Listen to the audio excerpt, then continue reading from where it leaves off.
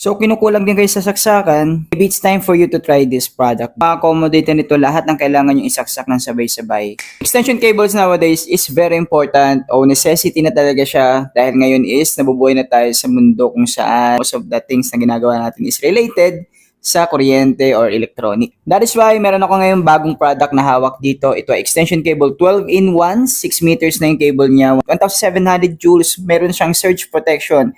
So i-unbox natin ito ngayon at tignan natin kung talaga bang worth it to.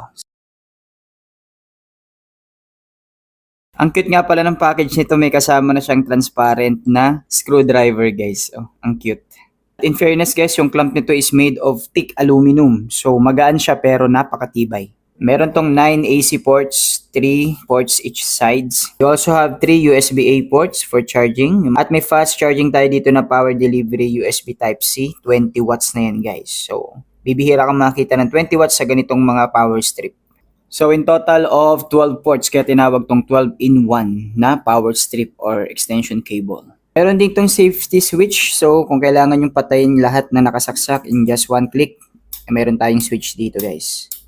At isa sa maganda rito, mahaba na yung kanyang cable guys, 6 feet. So hindi na kayo mangangamba pa na mabibitin kayo sa haba ng kanyang saksakan.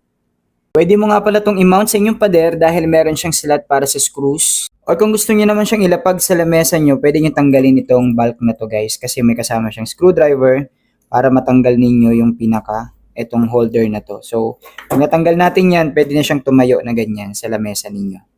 And again, if you want to mount it on your table, napakadali lang guys kasi higpitan mo lang yung ilalim niyan. At yan guys, mafi-fix na siya dyan sa inyong table. So, meron kayong desktop na extra socket yan guys. So, hindi na kayo mauubusan ng saksakan para sa inyong setup.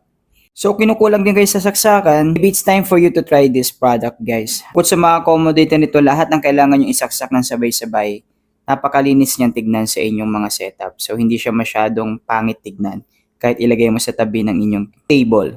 Trip nyo rin yung mga ganitong product guys, ilalagay ko na lang dyan sa yellow basket para alam nyo kung saan pwedeng mabili yung product na pinakita ko sa inyo.